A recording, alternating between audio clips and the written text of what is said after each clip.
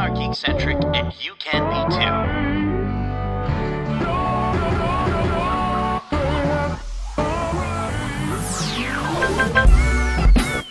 Love ya.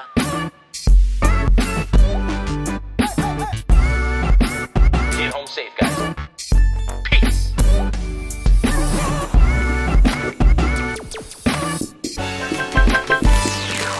Welcome to the Geekcentric podcast, and welcome to our special Behind the Geeks episode for Pixar Animation Studios' Dream Productions. My name is Justin, and if you're joining us for the first time, well, we are Geekcentric, a podcast covering the world of movies, TV shows, toys, collectibles, gaming, and all things geek-centric. And as I mentioned today, we are welcoming some very special guests from Pixar Animation Studios' latest project that's hitting Disney Plus today.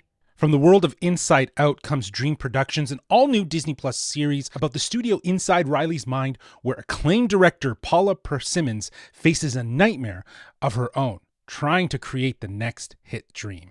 It is on Disney Plus right now, all 4 episodes available to watch. Now, if you would like to hear our thoughts before you watch it, or maybe after, we have a spoiler-free review that is available for you to listen to right now on podcast feeds.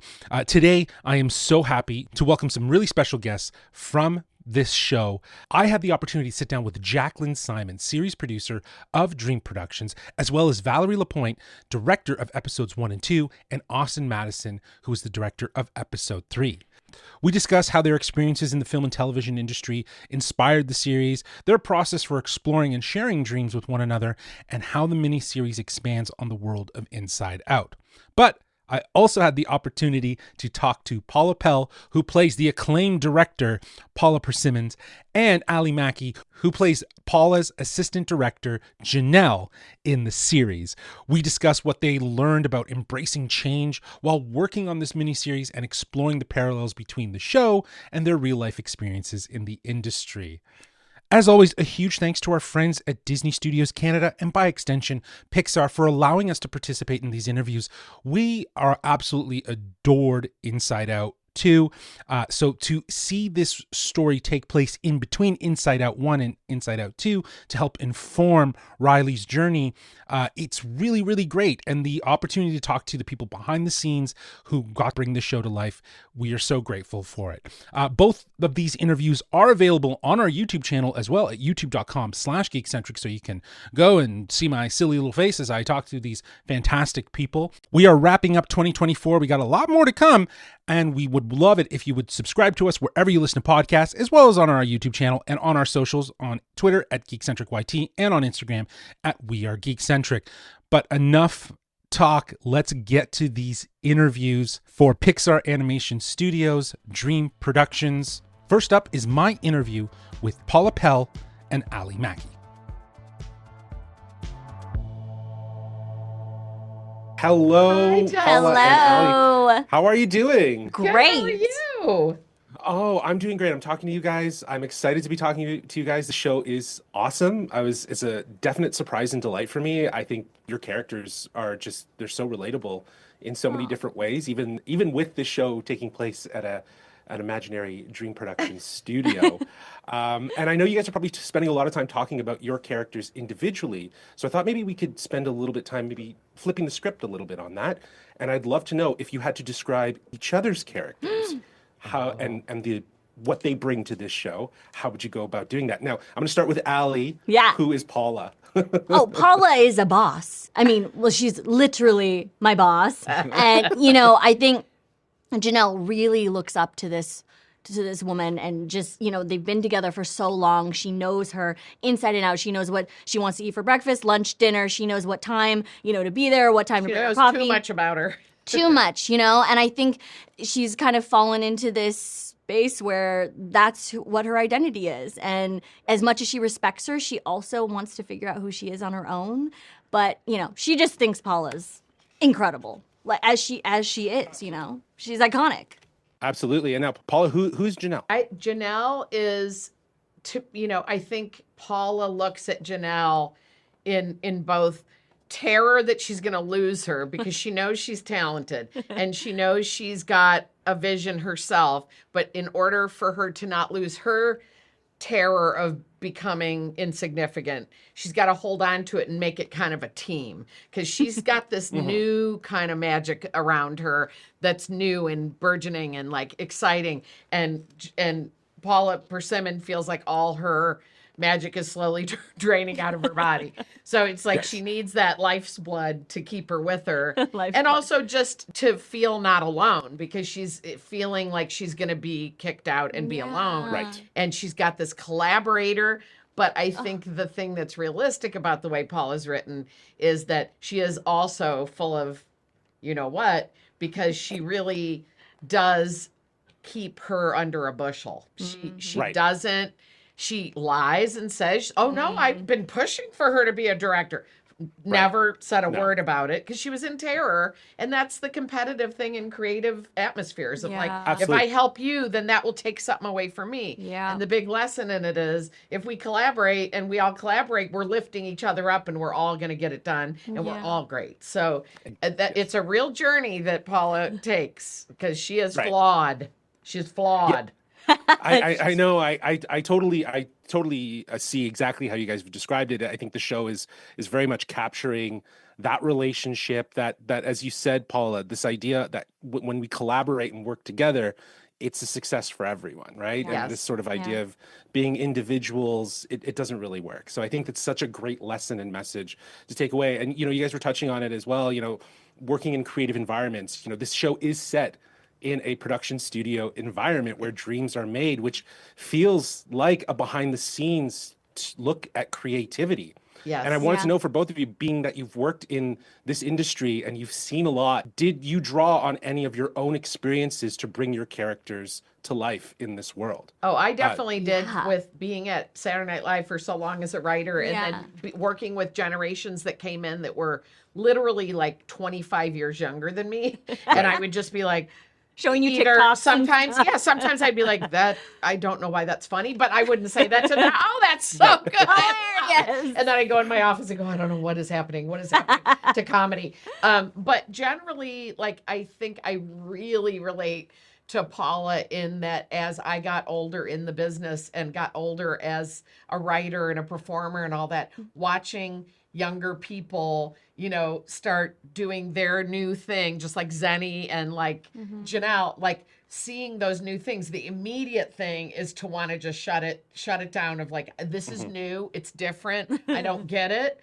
And then the more you soften up and say, you know, well, what are parts of it that you like? Because it's okay. Sometimes it's not for you. Sometimes things aren't for you. But there are times where I have said, you know, I'm going to check that person's stuff out. I saw one tiny clip and I thought, I rolled my eyes and then I'm like, and then I'll watch a bunch of stuff. I'll be like, okay, I totally get it. I get why they're really great or really funny. And so I've related a lot to that, where you have that fear like this of time passing and becoming, you know, irrelevant. The thing before. Yeah, it is so much about fear and what it can do. It can, you know, if you let it take you over. And I think Janelle, I say this like on the poster, that is my exact like face that I would make my entire kind of career in this industry. I'm like, yeah, I got it. No worries, you know, and just kind of like smiling your way through it. And I think that's so relatable to everyone of like kind of going into new space of people that you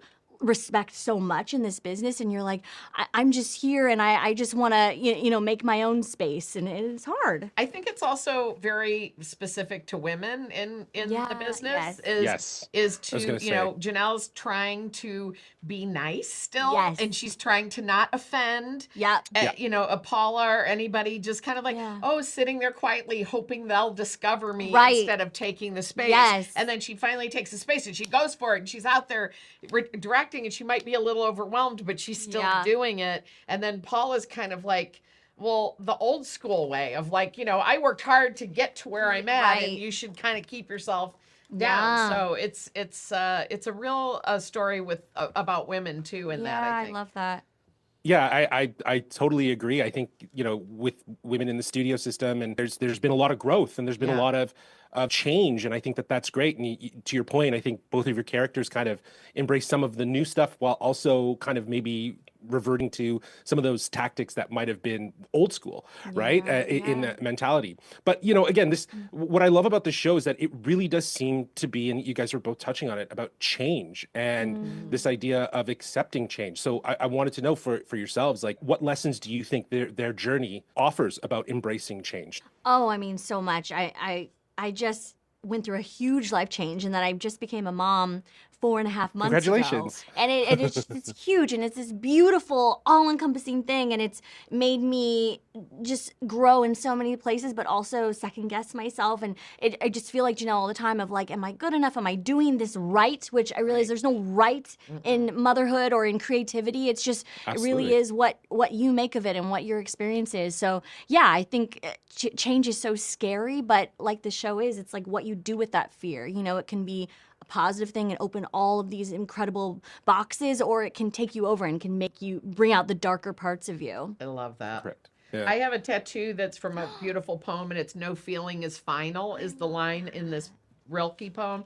And it says, "Let everything happen to you, beauty and terror, just keep going, no feeling is final." And it's been like really a mantra in my life in the last many years. I'm in my 60s, and I've been through, went through a big painful divorce. I've been through different things in my life, and like everyone has at this age. And I look at the kind of metaphor of this, of somebody who was this established, successful person, and she just had her office full of all her greatest hits, and then one by one they're all fading. And in our business especially, people just fade away, and then someone's the new hot thing, and it's like, who's that? And then people get young enough, they go, who's that?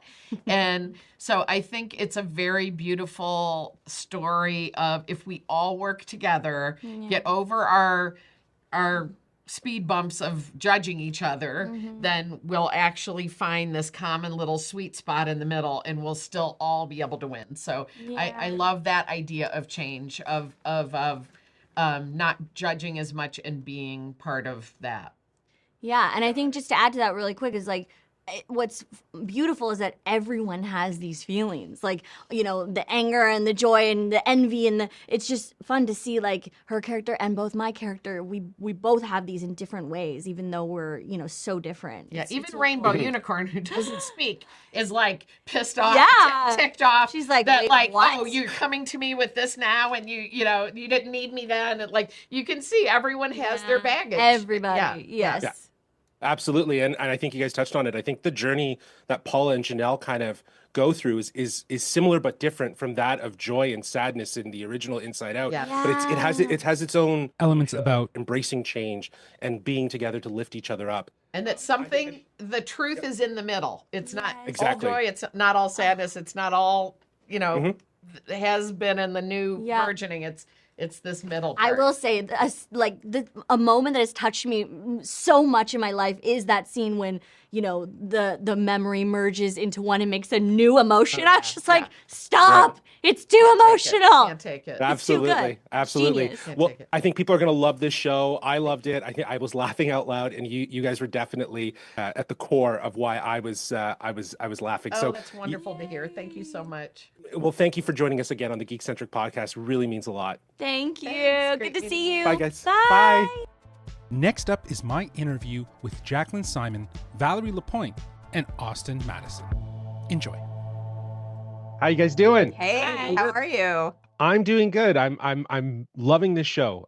These 4 episodes that we got were an absolute delight and just had me chuckling throughout every episode. And Jaclyn, I just want to start with you. Yeah. I feel like this has been such a big year for Inside Out, and with Inside Out 2, like just dominating the box office. It's clear that people are fascinated with this world and love the emotional journey that Riley has been going on. How do you feel that this series expands on growing up and processing emotions, but through dreams? I mean, we were really excited to explore dreams because they're so universal. It's different from your emotions, but dreams actually do help you process things that are unresolved. So we did a lot of research into why do we dream? Why do we need sleep? How do dreams help us? And so it was so much fun to explore that. And also, I think it'll leave people with this sense of looking at their own dreams and thinking about like, oh, well, am I holding on to something? Because it's not your logic brain. Your logic brain actually turns off when you're sleeping. So this other part of your mind gets to come alive and explore things that wouldn't be able to. It wouldn't be able to during the day. Yes, absolutely. That's an emotional journey for yourself on a different level, right? Yes. If you can kind of go through your dreams and understand Yeah. what's happening. Uh-huh. Not always the case. Sometimes we forget dreams and so on. Which is the greatest insult for a dream maker, the director, that Absolutely. they're all like waiting for the ads to come in the morning of did Much she like remember? filmmaking. Yes. Yeah. It is a direct parallel. Absolutely. And actually that kind of goes hand in hand with my next question. The show is set in a production studio environment where dreams are made, which feels like just such a meta behind the scenes look into what creativity looks like. For all of you, did you incorporate any of your own experiences from working in production and what that looks like to shape this world? We'll start with Valerie. Yeah, well, I think I mean, just on a big picture level, it's like I think as an artist or filmmaker, you're thinking about like what stories am I telling and why am I telling them? And I think Pixar is great in the sense that like we want our films to be fun and entertaining, but there is always this desire to do something more underneath it, like have an emotional impact and like speak to something universal that everyone can relate to. Like that's always there. So we work so hard and we reiterate and we do it over and over again. And I think that is like a direct parallel to our characters. Like they're not just making dreams that they think are great or silly. Like they're doing it because they love Riley. And they want to, and they all have different opinions about what is the best way to help her or impact her. Mhm. But much like all of us as filmmakers, but they do come together with this ultimate singular goal. Right. How about Austin? How do you see moments from that lifestyle kind of finding its way into this show? Well, I mean, for me, it was more the dream aspect of it's funny when you have a dream that you really like, the first thing you want to do is tell someone about it. And of course, the first thing that happens is their face glazes over. Nobody wants to hear about someone else's dream. Oh my God. But on our show, it became like in the first thing in the morning. What do you remember your dreams? I had this dream last night. Okay, everybody got the pen and paper and write it down. And for me, my daughter was 5 when we were working on this, which is the age that Riley would have been at the height of Paula's heyday. So I was really paying attention to her dreams. And there was one night where I heard her kind of, like having a nightmare. I rushed into her room, and instead of being a good parent, and it's okay, I was just like, okay, wake up. What is it? Articulate what you just saw. And she literally woke up and she said, I wanted to pet all the puppies.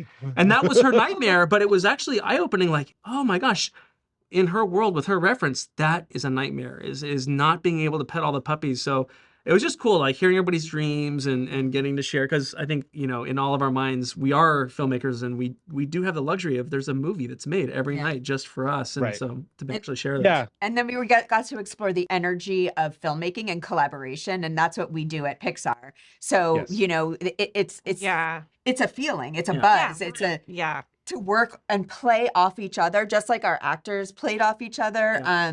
And then we got to bring that to the show. Yeah, I mean, well. we're all artists, we're all filmmakers. We get passionate about our ideas, and we have differences of opinion, and and like, but how do we figure out how to do this? And it was fun how our show, like, series is new for us. We were directing episodes. Mike was overseeing the whole thing as our series director, writing, and we had to get through our crunchiness, but and then it was so great. We made this better thing because of it, and I think that it's funny how it, like, in a meta way, parallels our show. Yeah. Like, at the end, they kind of overcome their differences to do this wonderful thing for Riley. Mm-hmm. And they all work together. So you take away that collaboration, and they helped her step out and trust herself.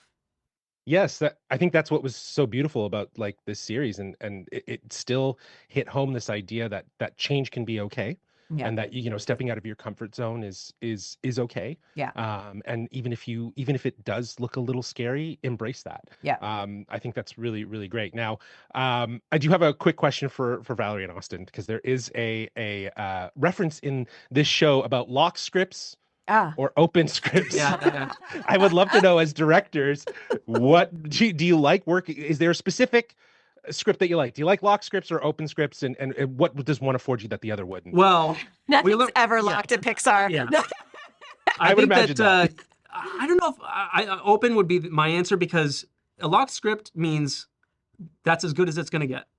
And that's nice and it's easy. And you could build in plus, but especially the way at Pixar, we screen each film, about 8 times and we blow them up. Yeah. And each time, at least the idea is that it gets better. And also each time you're allowed to bring in collaborators from outside the show and get fresh, opinions. I know Peter Jackson has this thing where he says he wished he could take a pill and get objectivity and forget the movie. And I think we're all the same way, where you just, you're like, I think it's working. Is it working? And you show it. So I don't know. I think it's a challenge, but at the end of the day, not necessarily being locked, but at least being locked into the goal. And Mike Jones, our series director, was so great about having a vision of where this was going to end, so that at least we knew where we were aiming. And then just like, let's find the best route there. It was like having a GPS that's constantly updating right as you pass the turn. Okay, do a U-turn. There's a better route. Let's take it. Absolutely. I think it's so funny because, again, it ties in with the meta jokes of production life and the studio background. Like, even just the little things, like, a Riley Wood reporter is so cute, and even the little Oscar that I believe Paula has, like, that's like what was that award called? What would you guys call that? The Slumber Awards.